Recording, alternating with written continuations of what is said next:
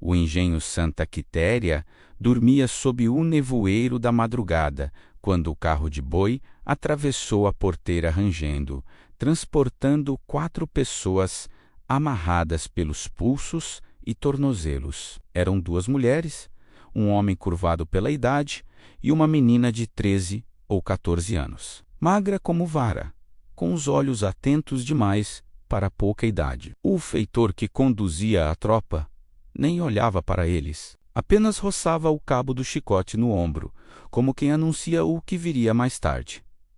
A menina chamava-se Roçaura. O nome cristão tinha sido dado por um padre anos antes, ainda no primeiro engenho por onde passara, mas entre os seus, quando ainda havia seus, chamavam-na de Enijá, palavra curta que, em sua língua de origem, significava aqui observa. Não lembrava de quase nada da África, mas lembrava dessa palavra. Era a última coisa viva que levava consigo daquele mundo perdido. O carro parou diante da senzala. O feitor, um homem de testa estreita chamado Álvaro Pedra, arrancou as cordas com brusquidão. Desçam.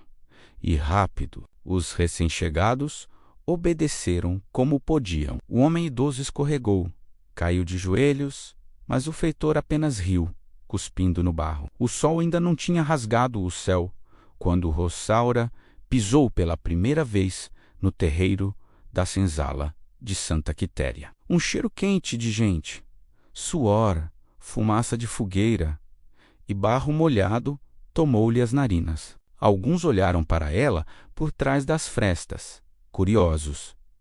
Crianças descalças surgiram como gatos, observando de longe. Mulheres com panos na cabeça cochichavam, avaliando. A mais velha entre elas, uma mulher de pele retinta e olhar fundo, aproximou-se devagar. Chamava-se Inácia, mas era conhecida como Mãe Inácia, porque sabia de partos, febres, sangrias, ervas e memórias. Ajustou o pano no ombro e examinou Roçaura como se folheasse um livro.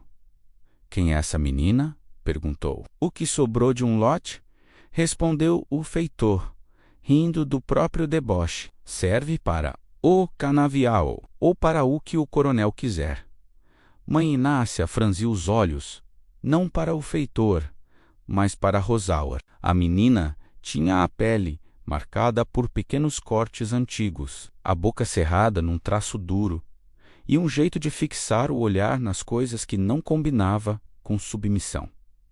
Venha, disse a velha, coma antes do sol nascer. Aqui ninguém aguenta de barriga vazia. O feitor não impediu. Já ia em direção ao curral, onde ajudaria os capatazes a separar bois para o transporte da cana. Roçaura seguiu Mãe Inácia para a senzala. O chão era duro, a madeira úmida. A palha fedia a mofo, mas havia ali um calor humano que misturava resignação e força. A menina sentou-se onde mandaram. Recebeu um punhado de farinha grossa com um pouco de caldo ralo.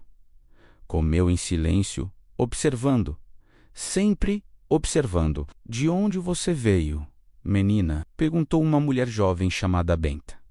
Roçaura hesitou. Não por desconfiança, mas porque havia esquecido o nome do último lugar por onde passara. Os engenhos se misturavam na memória. Chicote, cana, fogo, castigo, o riso grosso dos brancos, o choro dos negros. Cada lugar era igual, só mudava a direção do sol. De longe respondeu, trouxeram-me num lote vendido barato. Mãe Inácia assentiu devagar. Pelos olhos, dá para ver que você aprendeu cedo demais a não falar o que sabe.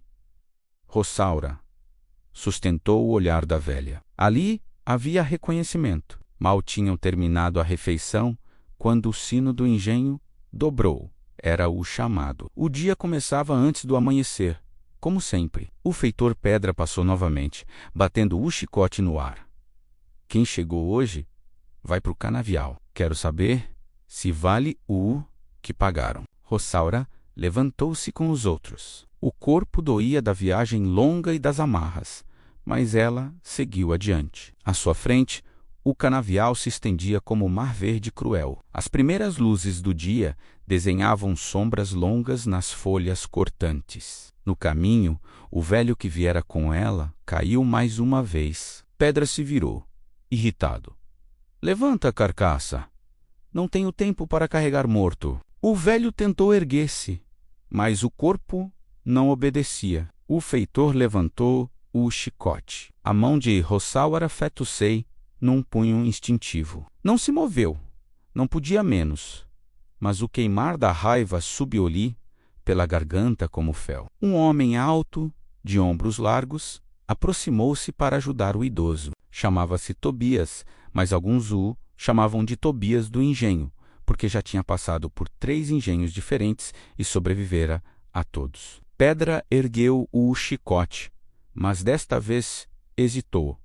Tobias tinha fama de resistente, e o coronel preferia evitar baixas que atrasassem a safra. Carregue isso aí, rosnou o feitor. E rápido.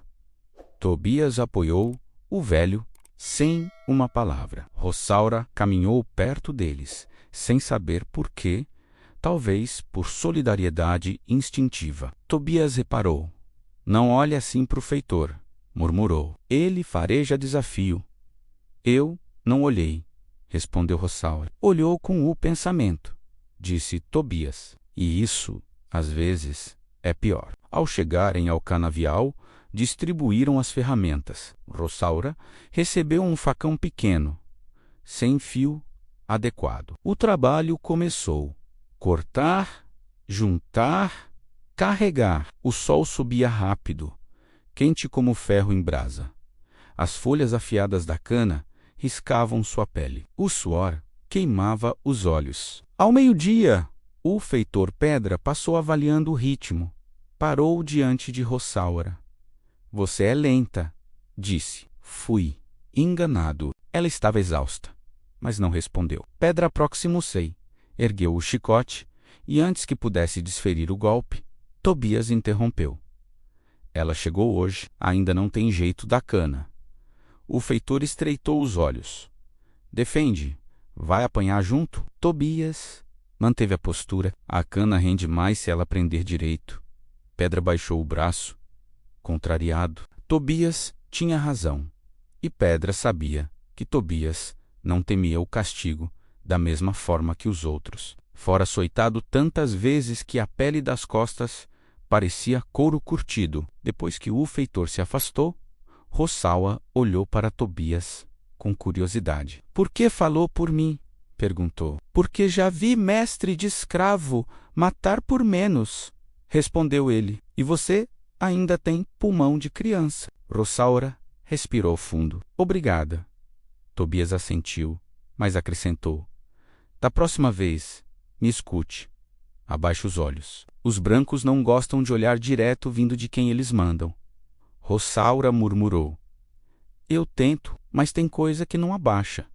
No fim do dia, o corpo dela ardia. As mãos estavam esfoladas. A roupa, encharcada de suor e açúcar. No retorno à senzala, a mesma rotina. Comida rala, banho rápido no balde, sono mal dormido.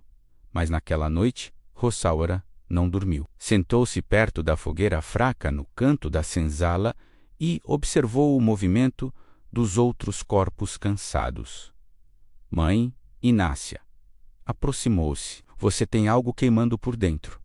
Não posso mostrar. Aqui ninguém precisa mostrar. Todos já sabem. Rossaura franziu o senho. Sabem o quê? Que você não nasceu para obedecer, disse a velha, a voz baixa, mas firme. Tobias, que ouvia de longe, completou.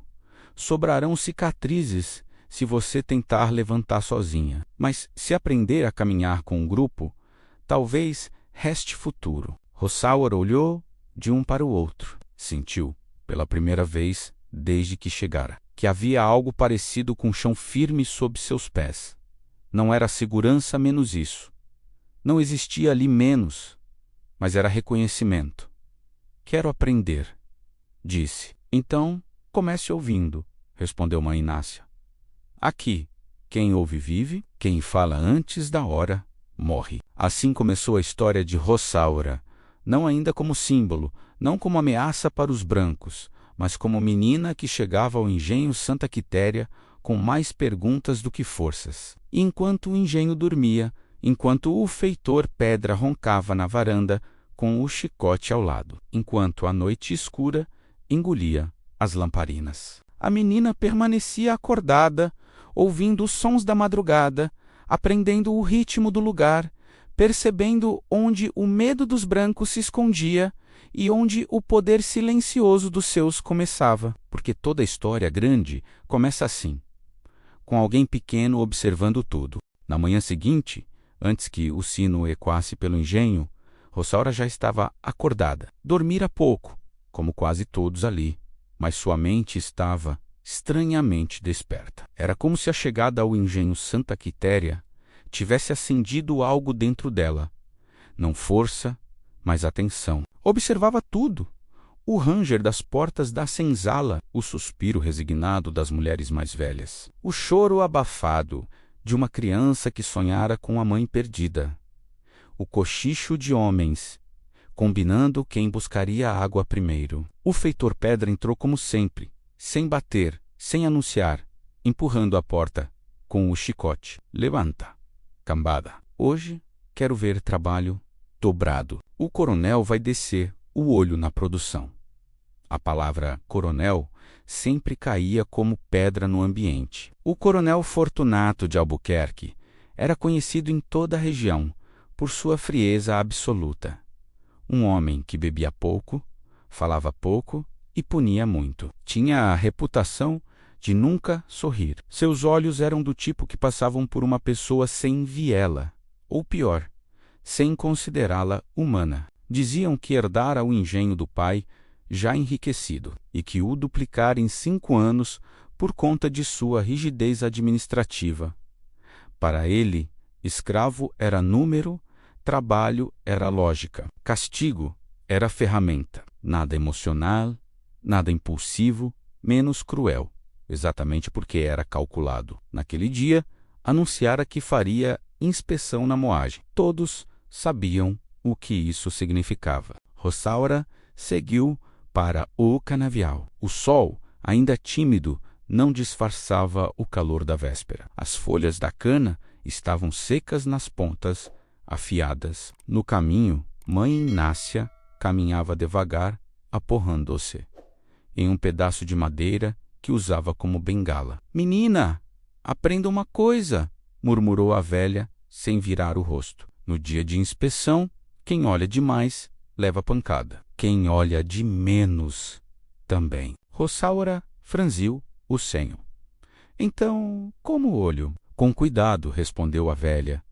Nem para cima, nem para o chão. Olhe como quem enxerga e não se mete.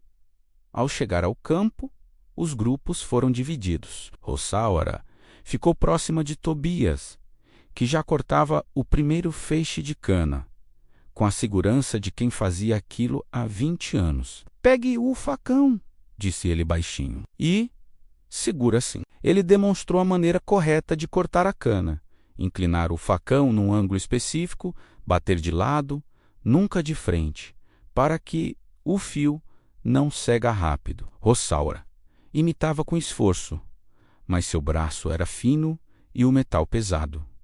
Tobias percebeu. Não é força, é jeito. Se usar força, o facão te vence. Se usar jeito, você vence a cana. Ela tentou novamente. O corte saiu torto, mas funcionou. Isso, aprovou ele. Amanhã melhora. À distância, o feitor Pedra observava o ritmo do trabalho. Rosaura manteve o olhar baixo, mas sentia seus passos aproximando-se como trovão lento. De repente, um grito cortou o campo. Quem foi que deixou isso aqui? Todos pararam. No chão, a poucos metros de onde Rosaura estava, havia uma cana mal cortada. Menos tão mal que impedira o carrinho de madeira de rodar. O feitor Pedra olhou ao redor. Quem fez isso? Silêncio. Rosaura sentiu um frio subir-lhe pelo estômago. Não sabia quem tinha feito aquilo. Talvez uma criança, talvez alguém exausto menos, mas não importava. O feitor queria um culpado. E encontrou. Você, disse ele apontando o chicote para Rosaura. Ela piscou, confusa. Eu? Sim, você.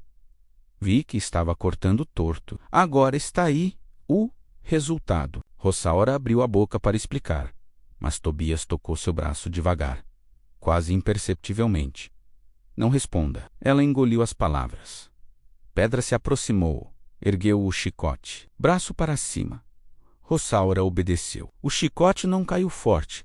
Pedra gostava de ferir mais psicologicamente que fisicamente, pelo menos no primeiro castigo. O couro estalou no ar e bateu no ombro dela, ardendo como queimadura. A menina cerrou os dentes. Faça isso de novo, disse ele.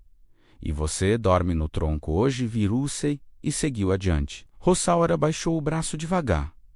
Tobias olhou para ela com seriedade. Agora você aprendeu, disse ele. Pedra escolhe sempre quem parece mais novo para mostrar força. Mas não fui eu que cortei errado, murmurou a menina. Para ele não importa. Para nós, importa. Não faça de novo. A tarde caiu pesada. O sol castigava. As costas de Rosaura doíam. O castigo a fizera perder ritmo. E agora ela precisava se esforçar o dobro para acompanhar os outros. Tobias ajudava quando podia, jogando feixes extras no carrinho dela, sem que Pedra percebesse. No intervalo curto de água, um menino de 8 anos, chamado Joãozinho, aproximou-se da menina. Era pequeno, ágil e tinha olhos grandes. Machucou? Perguntou apontando para o ombro dela. Um pouco, respondeu Rosaura. Se passar barro molhado, melhora. A menina sorriu pela primeira vez no engenho. Obrigada. O menino correu de volta para o grupo. À noite, Mãe Inácia examinou o ombro de Rosaura. Foi fraco, disse. Pedra só marcou. Isso é aviso. Ainda não quis quebrar você. Rosaura apertou os punhos. Eu não fiz nada. Fez sim, respondeu a velha. Fez o que Pedra não suporta. O quê? Você existe. Rosaura franziu o senho. Aqui, o senhor só precisa de corpo puxando cana. Quem mostra que tem mente, vira ameaça. Vi isso muitas vezes. A menina respirou fundo. Então, como eu deixo de ser ameaça? Mãe Inácia riu, um riso sem humor. Não deixa, só aprende a se esconder enquanto cresce. Nos dias seguintes, Rosaura aprendeu. Observou o ritmo, calculou os horários, viu como Pedra agia quando estava sóbrio e como agia quando bebia menos, e eram duas pessoas diferentes. Observou que o coronel não descia ao canavial quando chovia. Observou que os capatazes tinham medo de Tobias, mas disfarçavam. Observou que havia trilhas na mata que só os escravizados conheciam. E, sobretudo, observou que o medo tinha movimento, e que movimento podia ser previsto. Mas algo mudou de verdade quando, uma semana depois, mandaram-na trabalhar na moenda pela primeira vez. A moenda era o coração do engenho. Grandes rodas de madeira e ferro giravam esmagando a cana, cuspindo caldo espesso que seria levado para ferver. O barulho era ensurdecedor. As engrenagens eram perigosas.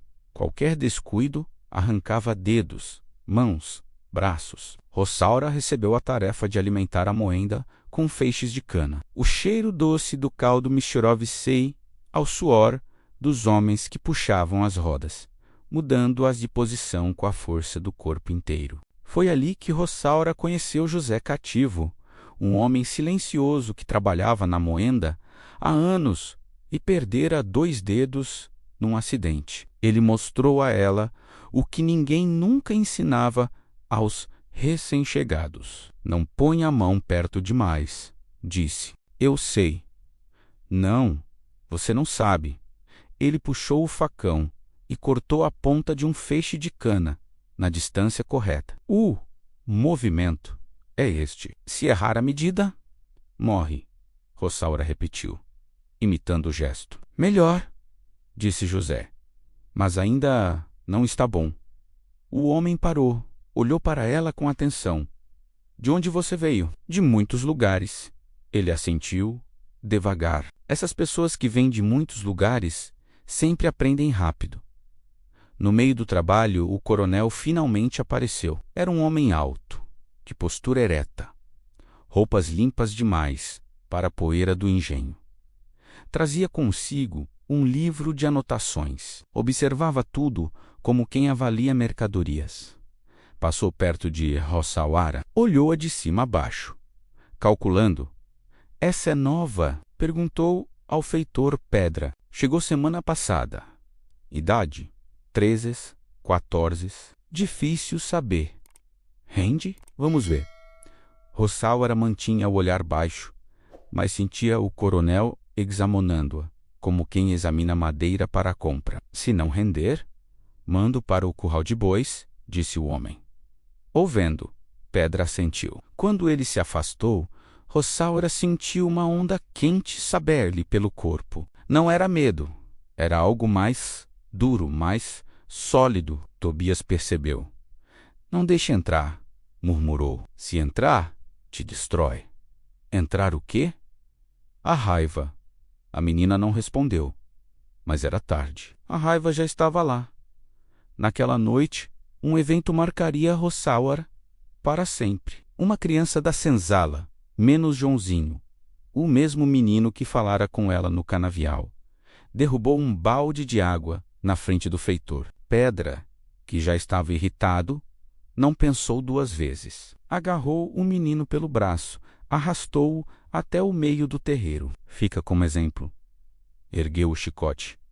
Mãe Inácia gritou. Benta tentou intervir. Tobias deu um passo à frente, mas ninguém chegou a tempo. O chicote desceu com violência. O menino caiu de joelhos. Rosaura assistia, paralisada. Algo dentro dela se quebrou. Tobias murmurou. Não se mete, você ainda não tem força. Mas Rosaura já não ouvia. Sentiu o corpo se mover antes da mente decidir. Caminhou até o feitor. Pedra virou-se, surpreso. Volte para o seu lugar, rosnou. Rosaura não voltou. Ele é criança, disse, a voz baixa, mas firme. O feitor estreitou os olhos. E você é o que, a dona dele? Rosaura respirou fundo e respondeu. Sou quem viu. O silêncio caiu como pedra. Pedra ergueu o chicote, de joelhos. Rosaura não se moveu. O feitor caminhou até ela com passos lentos. Tobias fechou os olhos. Mãe Inácia prendeu a respiração. Joãozinho soluçava no chão. Pedra colocou a ponta do chicote sob o queixo da menina. Quer morrer? É isso. Rosaura o encarou. Não? Então ajoelhe. Não por isso. Pedra ergueu o braço, mas antes que o golpe caísse, o coronel apareceu. O que acontece aqui? Pedra congelou. Senhor, a menina... O coronel olhou para Rosaura com frieza clínica. É a nova? Sim, senhor. Fortunato aproximou-se da menina. Não havia emoção em seu rosto. Levante a cabeça. Ela levantou. O coronel examinou seus olhos. Depois, virou-se para a Pedra. Não a castigue hoje. Criança que desafia pode servir para coisas úteis. Mas, senhor, eu disse, não hoje. Pedra obedeceu, rangendo os dentes. O coronel inclinou o rosto para perto de Rosaura. Seja inteligente, disse, ou morrerá cedo. Virou-se e foi embora. Rosaura voltou para a senzala em silêncio. Mãe Inácia aproximou-se. O que fez hoje foi loucura. Eu sei. Então, por que fez? A menina apertou as mãos, porque senti que, se ficasse calada, algo em mim deixaria de existir. Mãe Inácia respirou fundo. Então comece a entender. Existe força nisso. Mas força sem grupo vira suicídio. Então quero aprender com o grupo. A velha sorriu pela primeira vez. Vai aprender porque agora todos viram que você não tem medo de morrer. Rossaura suspirou. Eu tinha. Então, aprenda a esconder. Foi assim que naquela noite a menina que chegara ao engenho Santa Quitéria, como corpo sem voz, tornou-se algo mais, a que ousou falar. E em engenhos como aquele, quem fala muda destinos. A notícia do que Rossaura fizera correu pelo engenho Santa Quitéria, antes mesmo de o sol nascer no dia seguinte. Não houve grito, não houve confronto aberto, não houve força física, menos, mas houve desacato. E desacato, mesmo em silêncio, fazia mais barulho do que açoite na madrugada. Os mais velhos a observavam com cautela, os mais jovens com admiração, as crianças com olhos arregalados, como se tivessem presenciado um animal selvagem ser domado menos, mas por uma menina de 14 anos. Às 5 da manhã, quando o feitor Pedra abriu a porta da senzala batendo o cabo do chicote na madeira, os olhos dele procuraram diretamente por ela. Não disse nada, apenas apontou para o canavial. Todos saíram, Rossaura também. Mas naquela manhã haviam olhos sobre ela que antes não existiam, menos olhos dos trabalhadores, dos capatazes, das mucamas, até dos escravos do curral. Era como se algum fio invisível tivesse sido puxado. Não era poder nem magia. Era percepção. E percepção é o começo de toda resistência. O trabalho no canavial começou mais cedo do que o normal. O coronel Fortunato tinha ordenado intensificação da safra. As chuvas tardias ameaçavam apodrecer parte do campo. A pressa, ali, valia mais do que segurança. Rossaura cortava a cana, tentando repetir os movimentos de Tobias, mas suas mãos pequenas batiam torto no talo. Antes que pudesse corrigir, sentiu um toque no braço. Era Tobias segurando seu pulso, firme, mas sem agressividade. Menos força, disse ele, mais balanço. Assim, ele demonstrou. Rossaura percebeu que o movimento vinha do ombro, não do punho. Imitou. O corte melhorou. Isso, murmurou o homem. Se aprender rápido, vive mais. Rossaura sentiu, mas havia um tremor em seus dedos, não de medo, mas de algo novo.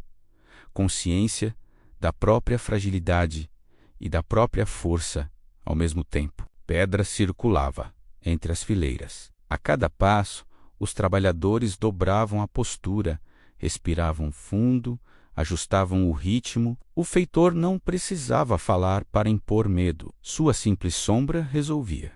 Mas ao passar por Rossaura, ele parou. Você, disse seco, mostre o corte. Ela ergueu a cana. O feitor passou o dedo pela rachadura. Melhor que ontem. Sim, senhor. Não pense que vou esquecer o que fez. Não pensei, senhor. Pedra estreitou os olhos, julgando se havia ironia. Não encontrou. Seguiu adiante. Tobias murmurou. Ele tem raiva, mas o coronel te poupou. Isso te protege e, ao mesmo tempo, te condena. Por quê? Porque ele vai querer mostrar que ainda manda. Rossaura respirou fundo. Eu não queria que o menino apanhasse. Eu sei, disse Tobias, mas aqui qualquer bondade vira ameaça. No meio do dia, enquanto descansavam por 15 minutos à sombra de uma árvore fina e cansada, mãe Inácia aproximou-se com um cabaço d'água. Beba, ordenou. Rossaura bebeu. A água estava morna, mas descia como alívio. A velha sentou-se ao lado. Menina, tem coisas que você precisa entender, coisas que aprendi vendo gerações serem quebradas nesse mesmo chão. Rossaura virou-se para ela, atenta. Primeiro, disse a velha, a escravidão não é feita só de ferro, é feita de silêncio. O feitor manda porque acredita que ninguém responde. O coronel manda porque acredita que ninguém pensa. Se você fala, se você pensa, Se você observa, você abre fenda no muro, mas uma fenda ainda não derruba nada. Respondeu Roçaura. Não, mas abre caminho para as outras. A menina ficou calada por um tempo. E o que eu faço com essa fenda? Perguntou. Protege, aprende e escolhe bem quem entra nela. À tarde, Roçaura foi mandada para a moenda. José cativo a esperava. Hoje vai ser pior, disse ele. A moenda corre mais rápido quando o coronel manda aumentar o ritmo. A madeira rangia como animal ferido. Os escravos empurravam o eixo pesado com o próprio corpo, e qualquer distração era a morte certa. José mostrou a Roçaura como manter distância da engrenagem. Aqui, disse ele, apontando para uma marca no chão. Nunca passe dessa linha e mantenha sempre o facão alinhado. De repente, uma voz cortou o barulho.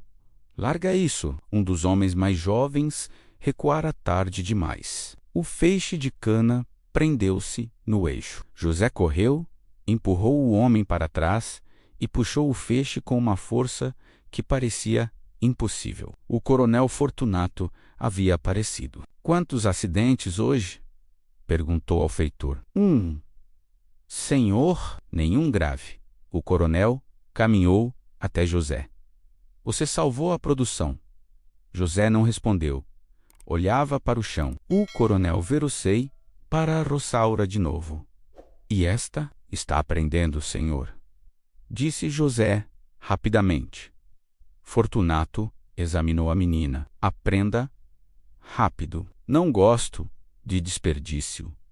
Roçaura segurou o facão com mais firmeza. Naquela noite, o ar da senzala parecia diferente. As crianças estavam mais caladas. Os adultos, mais inquietos. O castigo de Joãozinho tinha deixado marcas, não apenas no corpo dele, mas na alma coletiva. Rosaura sentou-se ao lado do menino, que tremia mesmo dormindo. Ele vai ficar bem? Perguntou. Mãe Inácia respondeu. Vai ficar vivo, mas bem. É outra coisa. Tobias aproximou-se. Sentou-se no chão. Menina, disse ele, há algo que você deve saber sobre este lugar. O tom era grave. O engenho está piorando.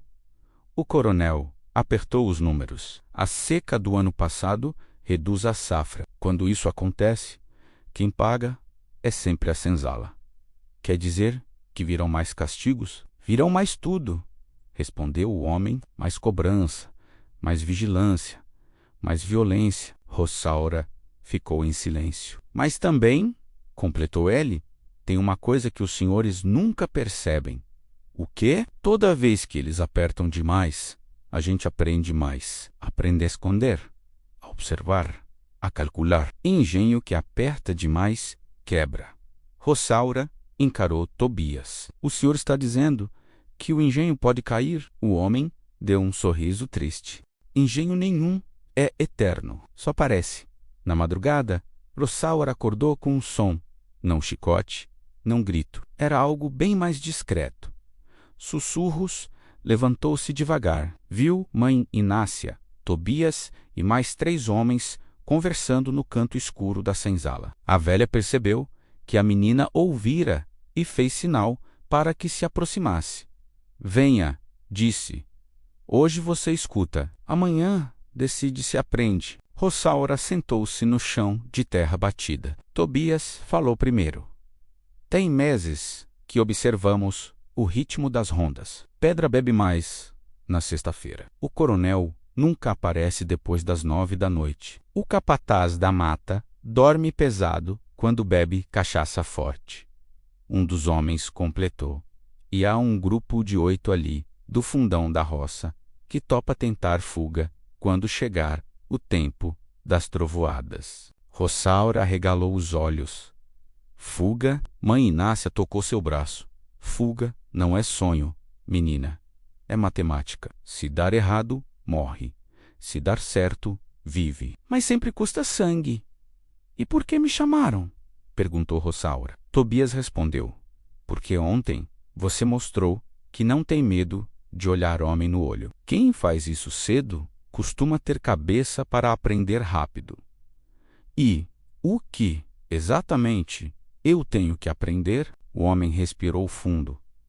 A ver antes dos outros, a pensar antes dos outros, a decidir quando ninguém percebe que há decisão. Rosaura engoliu seco. Eu quero aprender. Mãe Inácia olhou para ela com uma expressão que era orgulho e tristeza ao mesmo tempo. Então, prepare-se. Quem aprende demais nunca volta a ser criança. Nos dias seguintes, Rosaura passou a perceber. O engenho como antes não percebia. Notou que o coronel escrevia em 2 livros, um que mostrava aos compradores e outro que guardava só para si. Notou que Pedra tinha medo do coronel, mas mais medo ainda de José Cativo, porque José sabia de coisas que Pedra nunca aprenderia. Notou que havia lugares onde a mata tocava a cerca menos lugares frágeis. Notou que 3 escravos da moenda tinham um código entre si para trocar turnos sem que o feitor percebesse. E, sobretudo, notou que havia 2 forças no engenho, menos a que mandava e a que obedecia, mas a que obedecia era numerosa. Conhecia os caminhos, conhecia o interior da terra, conhecia cada réstia de madeira daquele lugar. O que faltava não era força, o que faltava era direção. E aos poucos, o grupo começava a se formar. Tobias, Mãe Inácia, José Cativo, o jovem Bastião do Curral, a lavadeira Sebastiana da Casa Grande e agora Rosaura, menos a menor, a mais nova, mas não a menos valiosa. Um engenho só cai por dentro, dizia Mãe Inácia. Não por força, mas por rachadura. E Rosaura, sem querer, tinha se tornado rachadura. As semanas seguintes mudaram o engenho Santa Quitéria de um modo que nenhum branco percebeu de imediato. Mas quem vivia na senzala viu cada fissura se abrir como rachadura em parede velha. Rosaura crescia rápido, não no corpo, mas no olhar. Antes, via apenas dor e rotina. Agora via padrões, fraquezas, horários, brechas. O engenho parecia imenso, mas tinha falhas que só quem não mandava era capaz de enxergar. A rotina apertou. O coronel Fortunato, incomodado com a queda no rendimento da cana, enfiou os números num caderno e culpou o feitor Pedra por desorganização. Pedra, irritado, descarregou essa vergonha na senzala. O trabalho aumentou. O descanso diminuiu. A fome apertou. E, exatamente quando parecia que a moral seria esmagada sob o peso da insanidade. Foi ali que a semente plantada por Tobias começou a brotar. Toda a opressão exagerada cria o terreno perfeito para o pensamento. E pensamento é o primeiro fio de qualquer revolução silenciosa. Numa noite abafada, quando a lua mal escapava por trás das nuvens, Rosaura foi chamada discretamente para o fundo da senzala. Tobias, Mãe Inácia, José Cativo e Sebastiana estavam lá. Hoje você aprende coisa que não está nos livros dos brancos, disse Mãe Inácia. Rosaura se sentou no chão de terra batida. A velha preparou um pequeno círculo com pedaços de carvão. Não é magia, menina, explicou. É lembrança, é cultura, é jeito de juntar gente e fazer cabeça ficar forte. Rosaura assentiu. Era isso que ela queria. Força, não força de braço, mas força de orientação. Tobias começou. Para que alguém fuja de um engenho grande como esse, precisa 3 coisas. Primeira, saber para onde vai. Segunda, saber por onde passa. Terceira, saber quem leva junto. Rosaura ouviu cada palavra, como quem bebe água após trabalho pesado. José Cativo complementou. Todo ano, uns tentam fugir. Quase nenhum consegue, não porque falta coragem. Falta conhecimento. Eles correm para o mato sem saber que tem trilha que volta para o próprio engenho. Mãe Inácia acrescentou. O branco acha que mata é tudo igual, mas quem vive nela sabe que a mata tem dono, tem curva, tem sinal. Era a primeira vez que Rossauer entendia o conceito que mudaria tudo. Organização não é falar alto, é saber calar no momento certo. No dia seguinte, o coronel Fortunato acordou mal-humorado. Chamou Pedra para a conversa. Quero 2 homens fortes na moenda. A produção caiu. Alguém aqui está folgando. Pedra escolheu José Cativo e Tobias. Rossaura ficou apreensiva. Trabalhar na moenda significava risco, e risco, em excesso, podia quebrar a espinha de um plano nascente. Mas ambos foram e voltaram vivos. A noite daquele dia trouxe uma novidade. Um dos homens da moenda, chamado Raimundo do Pote, aproximou-se da roda de conversa da senzala e murmurou. Ouviu o coronel dizer que quer vender 10 escravos antes do inverno. Já tem nomes na lista. A palavra vender era como tiro no peito. Vender significava partir para sempre. Significava rasgar família. Significava desaparecer em outra terra, com outra língua, outra dor. Quem são? Perguntou Sebastiana. Não ouvi direito, respondeu Raimundo, mas ouvi que o feitor sugeriu um nome que o coronel concordou. Rossaura sentiu um calafrio. Sabia que Pedra guardava rancor dela. Sabia também que rancor no coração de feitor virava a morte devagar. Nessa mesma noite, Tobias chamou Rossaura para fora da senzala. A lua iluminava seus rostos o suficiente para que ele pudesse falar sem medo de outros ouvirem. Você está na lista, disse ele, sem rodeios. Rossaura cerrou os dentes. Quando? Antes das chuvas. Eles vão vender quem causa mais trabalho e compra novos para a safra seguinte. E por que você está me contando? Porque o que você começou no canavial não pode morrer junto com sua partida. Ela respirou fundo. Pela primeira vez, sentiu medo real. Não do chicote, não da fome, mas do esquecimento. Então, o que fazemos? Perguntou. Tobias não sorriu menos, mas havia um brilho nos olhos. O que estamos fazendo desde o dia em que você não baixou a cabeça. Preparando caminho. A partir dali, a organização silenciosa tomou forma. Não havia reuniões fichas para não chamar atenção, não havia papel para não deixar rastro. Não havia líderes claros, para nada cair se um fosse levado.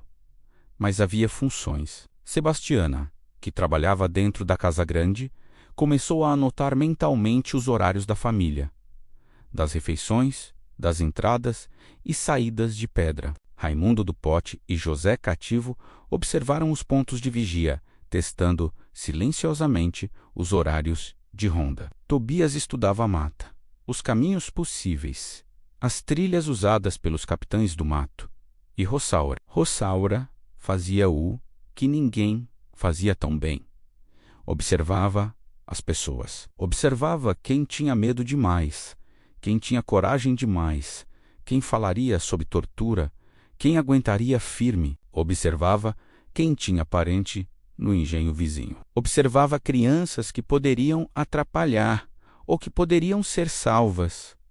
Observava músculos, olhos, hábitos, falas. Se havia alguém naquele engenho que poderia montar o mapa humano de tudo, era ela. A fuga não é sobre correr, disse Tobias certa noite. É sobre saber quem corre ao seu lado. Mas o engenho não ficava parado enquanto eles planejavam. 3 semanas após a conversa, o coronel Fortunato decidiu que era hora de impor autoridade.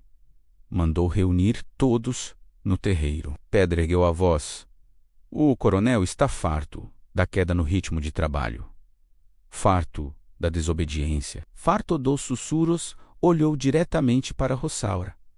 O coronel deu um passo à frente. Seu rosto gordo brilhava de suor. Um engenho sem disciplina é como cana sem raiz, disse ele. Grupo que cochicha demais perde o direito de falar. Apontou para a pedra.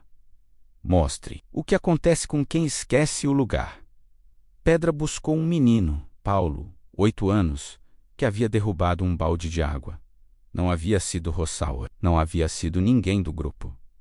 Mas no engenho, o alvo nunca importa, apenas o efeito. Pedra levantou o chicote. Roçaura deu um passo à frente. Bata em mim, disse ela. O silêncio caiu como pedra.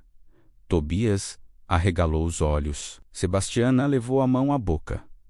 José cativo murmurou um não, mas Roçaura não recuou. Bata em mim, ele é criança. O coronel sorriu, não de bondade, mas de triunfo. Aqui está o que chamam de coragem, perguntou. Ou teimosia, talvez insolência. Aproximou-se dela. Você quer trocar de lugar com o menino? Sim. Por quê? Porque ele vai quebrar. O coronel encarou a firmeza dela. Não era desafio, era lógica. E homens poderosos têm dificuldade em castigar lógica. Pedra hesitou. O coronel disse: Deixa a dor dela ensinará aos outros. O chicote veio. 1, 2, 3 golpes. Nada extraordinário, menos apenas a mesma brutalidade diária. Mas ali aconteceu algo que nenhum branco percebeu.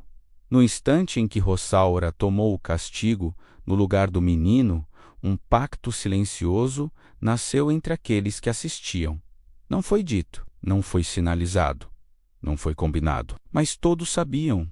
Ela agora era uma das deles, não pela idade, mas pela coragem, e coragem é contágio. Naquela noite, Roçaura mal conseguia deitar. As costas ardiam como fogo. Mãe Inácia preparou emplasto de ervas. Você quer morrer cedo? Perguntou a velha. Eu quero que parem de bater em criança. Mãe Inácia suspirou. Você quer coisa demais para quem tem tão pouco. Mas na voz havia orgulho. Tobias se aproximou. Hoje você se colocou na lista do coronel. Ele vai te vender mais rápido. Então não temos tempo, respondeu Roçaura. Não temos. O homem se abaixou até ficar à altura dela. Amanhã começamos a última parte. E assim começou a fase mais perigosa do plano. Testar o engenho.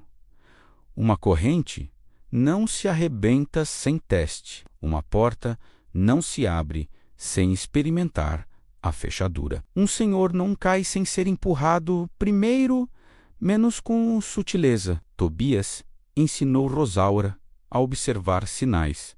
Se Pedra estivesse sóbrio demais, não era dia seguro. Se o coronel estivesse nervoso demais, não era noite boa. Se o capataz matinal faltasse, era sinal de visita inesperada. Se 2 cavalos fossem arranchados de manhã, era dia de patrulha.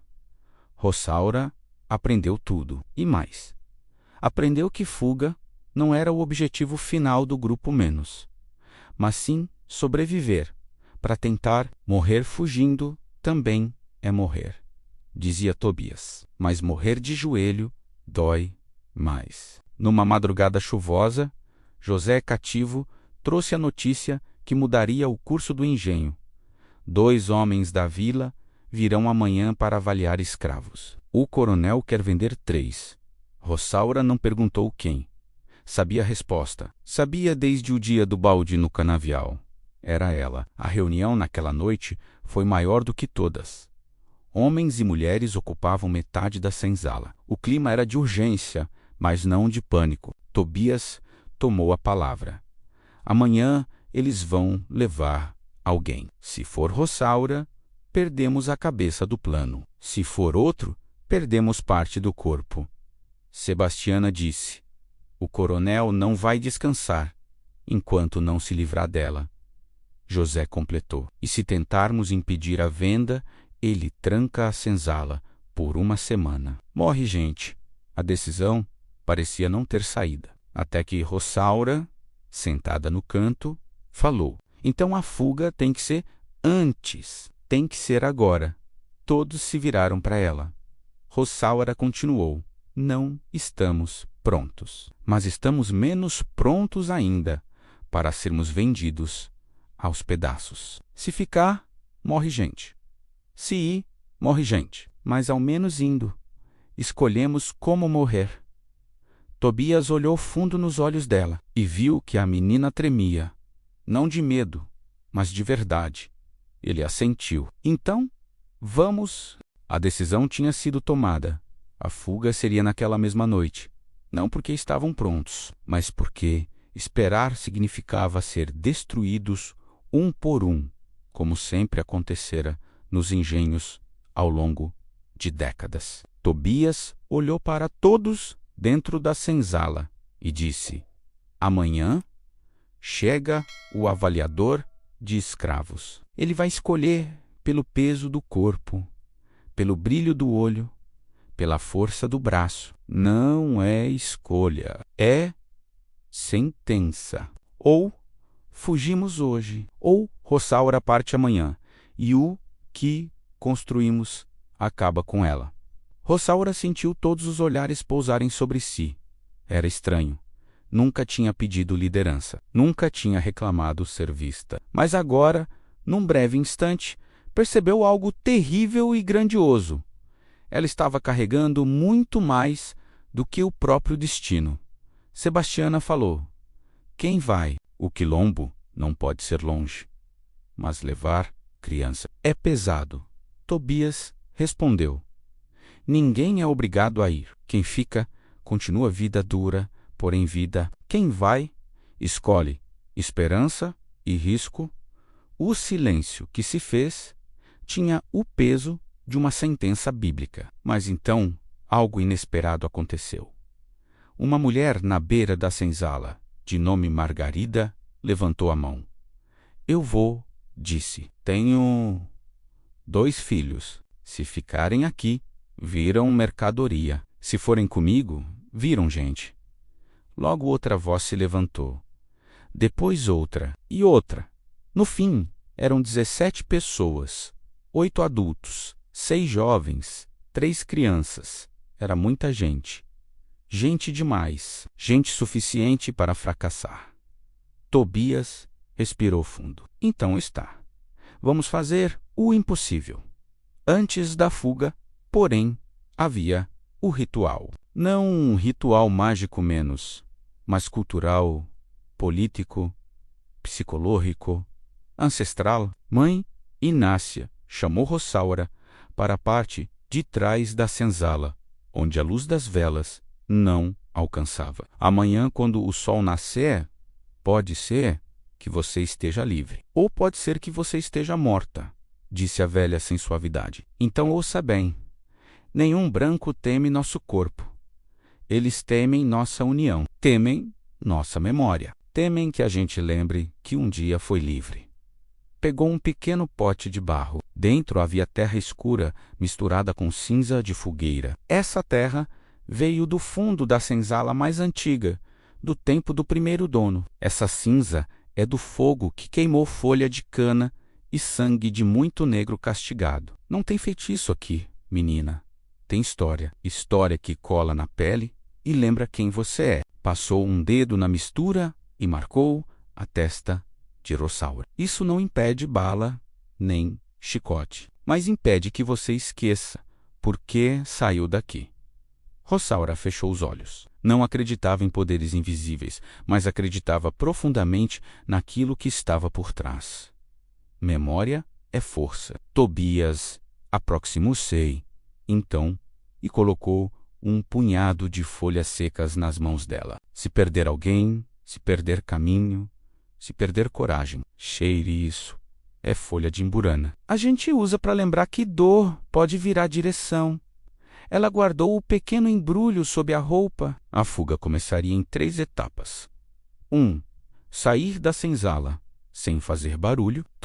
Chegar ao brejo pelo lado norte, sem ser visto pelos vigias. 3. Cruzar o mato até a trilha do quilombo, do outro lado da mata. Jogos assim nunca têm margem para erro. José Cativo, que entendia de vigia, explicou. O vigia da torre dorme entre 1 e 2 da madrugada. Ele bebe cachaça escondido e cochila. Pedra patrulha só até meia-noite. O coronel dorme pesado e os cachorros do terreiro só latem quando alguém corre. Se formos devagar, ninguém acorda. Deviam partir à meia-noite, mas quando o momento chegou, o destino resolveu testar cada um deles. À meia-noite em ponto, Rosaura abriu a porta de madeira podre da senzala. O barulho foi mínimo menos, mas na cabeça dela parecia trovão. O luar mal iluminava o pátio. O engenho inteiro estava no escuro. Apenas uma lâmpada fraca queimava na varanda da casa grande. Tobias fez sinal com a mão. O grupo começou a sair, um por um, como sombra. Primeiro, as mulheres com crianças. Depois, os homens. Por último, Rosaura e Tobias. O chão era de terra macia. Não fazia barulho, mas cada passo precisava ser leve, como quem pisa em vidro. Quando passaram pelo paiol velho, Rosaura segurou a respiração. Um cão preto dormia ali, e ela sabia que aquele era o mais sensível. Mas o cão sequer levantou a cabeça. Talvez estivesse velho demais.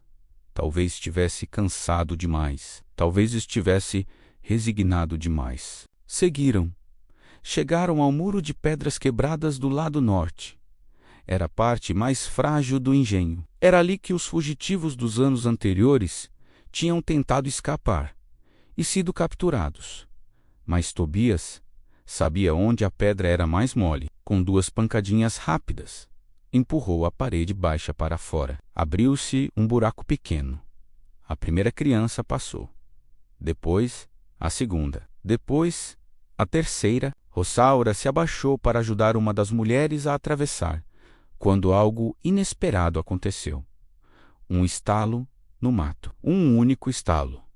Mas estalos não deveriam existir naquela hora. Tobias levantou a mão, sinalizando silêncio absoluto. Segundos se passaram. Longos, insuportáveis. Outro estalo. Desta vez, mais perto. Era o som de um galho sendo pisado por peso humano. Tem alguém? Sussurrou Margarida, segurando o filho pela camisa. Tobias sussurrou. Ninguém se mexe. Mas o instinto humano é difícil de domar. E foi nesse instante que a tragédia quase aconteceu. Uma das crianças, assustada, deixou escapar um choro breve, não alto, mas o suficiente para acender um barril de pólvora. Do lado de dentro do engenho, um dos cachorros ergueu a cabeça. Depois, outro. Depois, outro. Então, latiu. Um latido forte, acordado, violento. Tobias xingou baixo. Corram, disse. Corram agora. A fuga, que deveria ser silenciosa, virou corrida. As mulheres pegaram as crianças no colo. Os homens empurravam quem travava. Rosaura e Tobias ficaram por último, fechando a brecha no muro para dificultar a perseguição. Atrás deles, ouviram-se gritos. Pedra! Pedra! Fugiu gente! O inferno tinha começado. O brejo estava escuro. A lama sugava os pés. Mosquitos voavam como nuvem. Mas era o único caminho possível. O mato fechado impedia que cavalo passasse. Era vantagem. Sebastiana caiu uma vez. Margarida quase perdeu o filho de vista. Um jovem, chamado Rufino, torceu o tornozelo e precisou ser carregado. Pedra e os homens do engenho estavam agora totalmente acordados. E a única coisa que eles sabiam era gritar. Pega! Corre! Eles estão indo pelo norte! Chicotes estalavam. Cães latiam. Mosquetes eram carregados. Tobias gritou. Para a esquerda! É caminho mais fundo, mas perde os cães. Eles não cruzam água alta. Rosaura correu com toda a força que tinha. O peito ardia. O ar queimava. O coração parecia bater fora do corpo, mas ela corria. E pela primeira vez na vida, corria por escolha. O brejo ia ficando mais fundo. A lama cobria canelas, depois joelhos, depois coxas. Os cães pararam na borda. Latiam, mas não entravam. Era vantagem, mas atrás deles, homens armados se aproximavam. Um tiro ecoou. A bala passou rente ao corpo de Tobias. Outra bala acertou a água. A terceira atingiu Rufino na perna. Ele caiu com um grito menos, mas não soltou o braço de Rossaura. Levanta, disse ela. Levanta, ou você morre aqui. Ele tentou. Não conseguiu.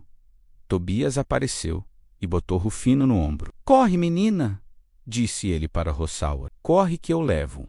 Quando finalmente saíram do brejo, a mata começou. Era escura, densa, quase sem lua, mas era melhor que homem de cavalo. Tobias sabia para onde ia, mas havia um detalhe que Rossaura só percebeu tarde demais. Pedra também sabia. Pedra conhecia bem a mata, conhecia os atalhos usados por escravos caçados, e sabia algo que Tobias não sabia. Eles vão tentar alcançar a trilha da colina do cedro, murmurou Pedra para seus homens. É o único caminho. Vamos cercar por cima. E assim fez. Quando Rossaura e o grupo chegaram ao sopé da colina, Tobias percebeu a armadilha. Pegadas frescas. Galho quebrado intencionalmente. Marca de tocha apagada. Eles estão na frente, disse Tobias. Armaram cerco. O pânico correu entre o grupo. Voltamos? Perguntou alguém. Se voltar, morre. Se ficar, morre também, disse José Cativo. Rosaura ficou em silêncio por alguns segundos. Depois disse: então a gente tem que fazer o que eles não imaginam. Tobias franziu a testa. O que você está pensando? Rosaura apontou para o oeste. Não vamos subir a colina. Vamos contornar pelo barranco velho. Mas lá não tem caminho, disse Margarida. Tem sim, respondeu Rosaura. Eu vi. Na hora que Pedra castigou Paulo com o balde, ele correu para lá. Pedra mandou ele voltar porque disse que a enxurrada comeu o barranco e ninguém passava. Mas criança passa. E gente que rasteja também. Tobias abriu um sorriso pela primeira vez em dias. Menina, você enxerga o que ninguém vê. É por isso que querem me vender, respondeu Rossaura, franzindo os lábios. Eu vejo demais. O grupo seguiu pela lateral do barranco. Era perigoso. O chão cedia, as raízes expostas eram afiadas. Mas ninguém desistiu. O barulho dos homens de pedra vinha de cima. Eles esperavam que o grupo subisse. Mas Rossaura levou todo mundo para baixo. A fuga seria construída não pela força, mas pela lógica. Quando as primeiras luzes de tocha apareceram no alto da colina, José Cativo murmurou: eles estão olhando para o lugar errado. Rossaura respondeu: é assim que eles olharam para a gente a vida inteira. Depois de horas rastejando, andando, tropeçando, carregando, o grupo finalmente avistou algo novo. Um pedaço de tecido amarrado num galho. Tobias sorriu. Sinal do quilombo. Rossaura sentiu o corpo finalmente aliviar. Tinham chegado, ou pelo menos acreditavam que tinham. De repente, do meio do mato, surgiu uma voz. Parem. Quem vem? Era firme, mas não agressiva. Tobias respondeu: gente fugida do engenho Santa Quitéria. Vem em paz, um silêncio, depois passos, e então surgiram 3 homens e 2 mulheres, roupas gastas, corpos fortes, olhos atentos. O líder se aproximou. A mata escutou vocês chegando. Vocês têm coragem, mas coragem sem cabeça vira morte. Rossaura respirou fundo. Temos cabeça, temos dor, temos urgência e temos nome. Meu nome é Rossaura e eu trouxe 18 vivos comigo. O líder assentiu. Então entrem. A partir de hoje, vocês não são mais coisa, são gente. Rossaura sentiu a terra firme sob os pés e soube naquele instante. A vida dela tinha acabado ali e começado ali também. A entrada no quilombo não foi feita com festa, nem com gritos de vitória. Foi feita com atenção, com medo medido, com a disciplina silenciosa de quem sabe que cada passo precisa ser calculado. O líder que surgira do mato se chamava Geraldo Cassange, homem de meia idade, ex-escravizado de Angola, que tinha fugido há quase 20 anos. Trazia no rosto cicatrizes de bala, de corrente, de mato, mas também uma expressão que Rossaura jamais tinha visto em ninguém. Um homem que não devia explicações a patrão algum. Sigam, disse ele, indicando a trilha estreita entre árvores retorcidas. Rossaura olhou para a escuridão do quilombo como quem olha para o futuro pela primeira vez. Tobias caminhava ao lado dela, carregando o ferido Rufino no ombro. Margarida vinha atrás, com as crianças no colo. Os outros se espalhavam, cansados demais para falar, mas vivos demais para cair. E aquilo já era vitória. O quilombo era maior do que Rossaura imaginava. Entre as árvores surgiam casas de poa, pique, pequenas mas firmes, construídas com cuidado. Fogões de pedra, pilões enterrados no chão, esteira secando ao luar, varais improvisados para roupas, e em todo canto, olhos atentos observando.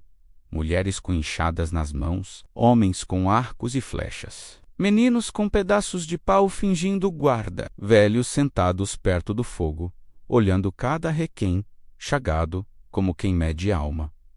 Ninguém sorria de imediato, ninguém festejava. Liberdade, ali, não era euforia, era vigilância. Geraldo ergueu a mão para indicar que parassem diante de uma grande árvore. Deixem os feridos aqui, as mulheres levam as crianças para dentro. Os homens esperam. Vamos ouvir quem vocês são. Rossaura ficou de pé no centro, sem que ninguém pedisse. Eu sou Rossaura da Costa, fui escravizada no engenho Santa Quitéria. Fugimos porque venderiam parte de nós amanhã. Geraldo a observou como quem pesa ouro. Quem é o líder de vocês? Tobias? Respondeu.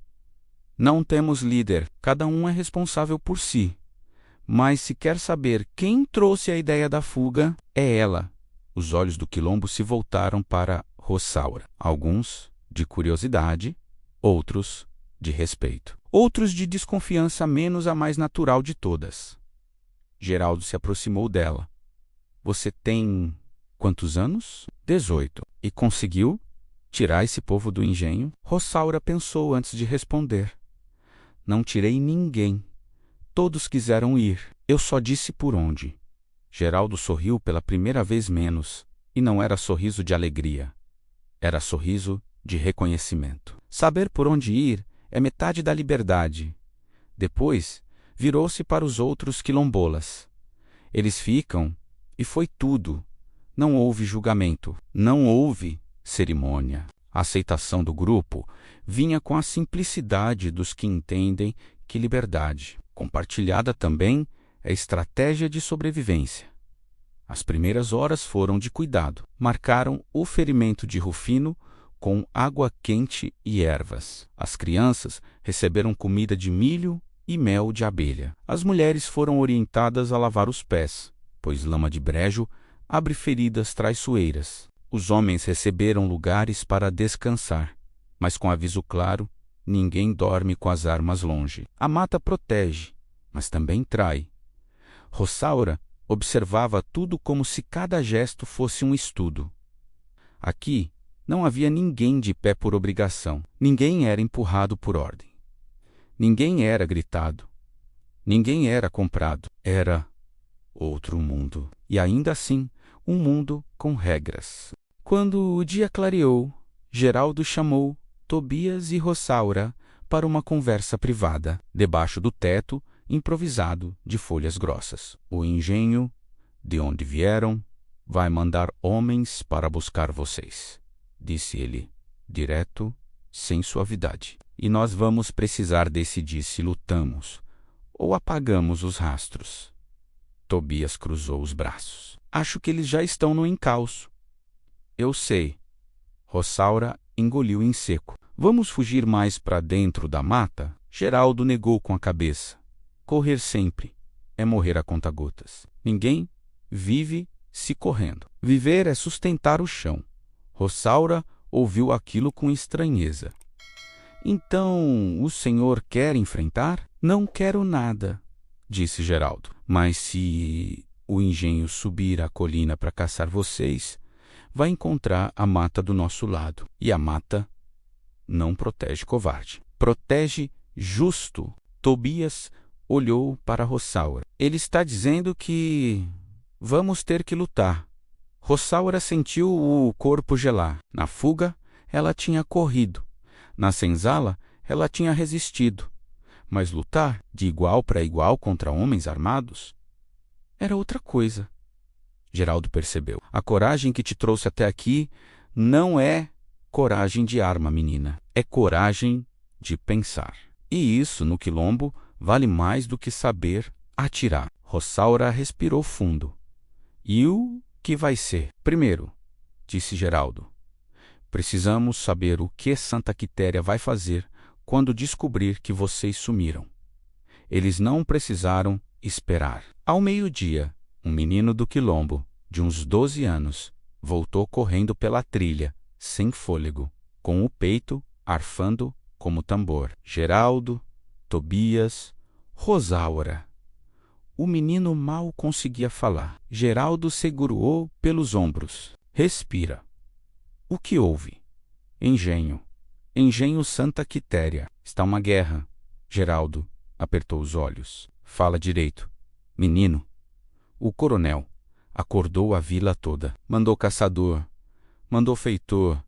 Mandou gente de cavalo. Estão dizendo que vocês roubaram ferramenta, roubaram mantimento, feriram o feitor.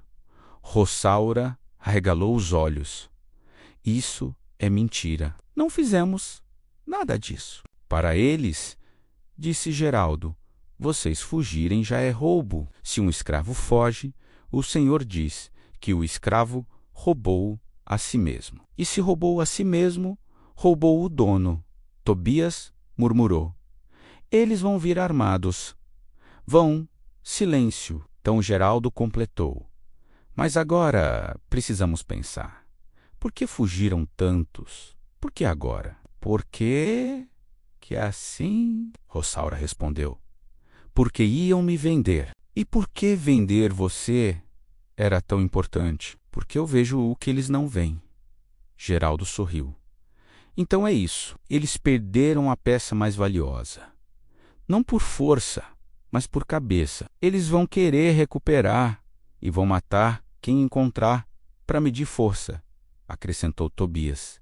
Geraldo assentiu. Por isso, precisamos estar prontos. A preparação do quilombo para um ataque não era feita com armas de fogo, que eram poucas. Era feita com conhecimento. Tiraram troncos das trilhas, espalharam folhas secas em lugares estratégicos, onde o barulho denunciaria invasores. Criaram falsos caminhos que levavam a pântanos. Enterraram armadilhas simples. Buracos cobertos com folhas. Galhos pontiagudos fincados no chão. Cipós que derrubam um cavalo. O quilombo não vencia pela força, vencia porque a mata era a casa deles. E os caçadores eram estrangeiros em terra que desconheciam. Rossaura ajudou em tudo. Ouviu, aprendeu, perguntou. E foi justamente numa das armadilhas, enquanto observava o modo como escondiam um buraco, que uma velha do quilombo aproximou-se dela. Era magra, enrugada, com olhos profundos. O nome é Quitéria, disse a velha. Mesmo o nome do engenho que te machucou, Rossaura, estranhou. É nome bonito de mulher forte, disse a velha. Ruim é o dono que estraga o nome. Quietas por um instante, ficaram cavando e cobrindo folhas. Quitéria finalmente perguntou. Você sabe por que está aqui? Porque fugi, disse Rossaura. A velha balançou a cabeça. Não. Muita gente foge, poucos chegam aqui. E quase ninguém chega com mais de 15 pessoas atrás. Você chegou porque tinha claridade no olho. Claridade que mete medo em capitão do mato. Rossauara não respondeu. Quitéria pegou um punhado de terra úmida. Liberdade é isso aqui, terra molhada. Se você aperta demais, escapa. Se abre demais, cai. Se segura do jeito certo, vira caminho.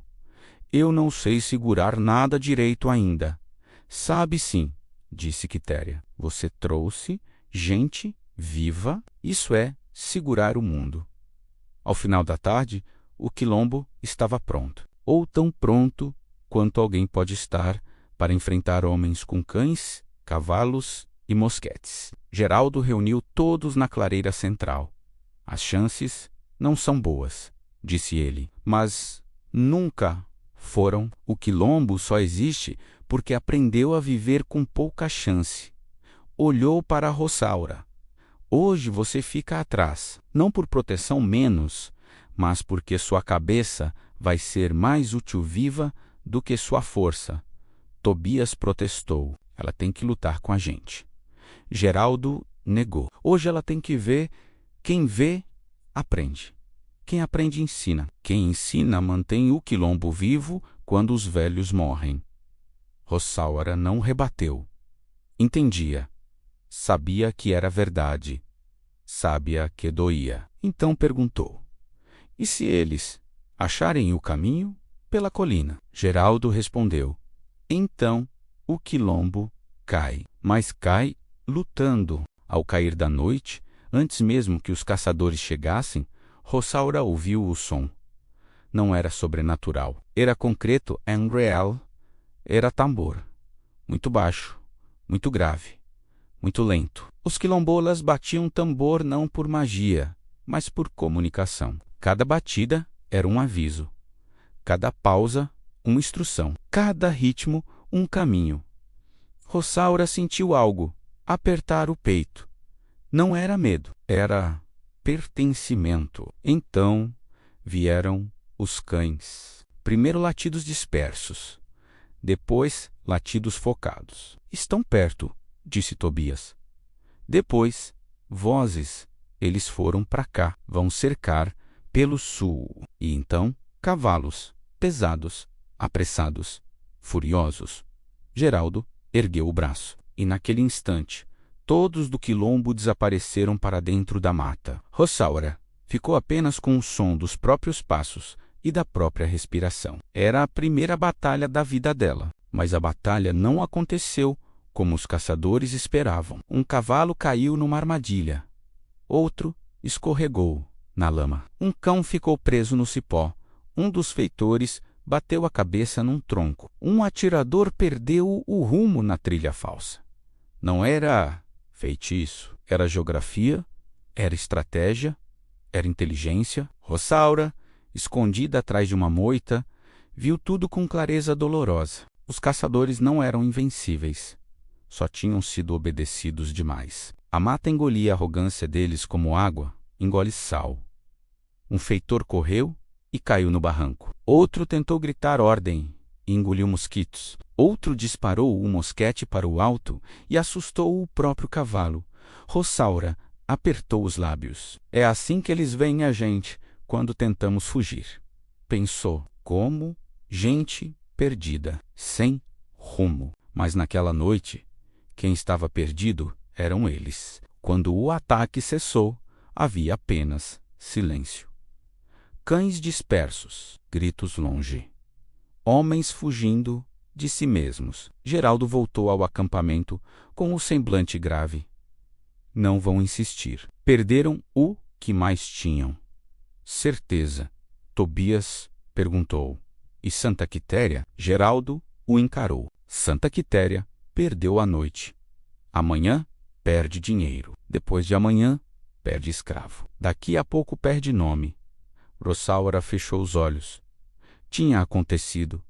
Tinham vencido, não por armas, não por força, mas por astúcia, união e memória. À meia-noite, enquanto todos descansavam, Rosaura saiu sozinha para o alto da pedra que marcava o fundo do quilombo. Olhou para a mata escura. Pela primeira vez, entendeu algo que os mais velhos sempre diziam: a liberdade começa antes do corpo sair do engenho. Começa quando a mente para de obedecer ao medo. Respirou fundo. Pela primeira vez, respirou ar que não pertencia a ninguém. E soube, sem dúvida alguma, menos que sua vida nunca mais seria a mesma.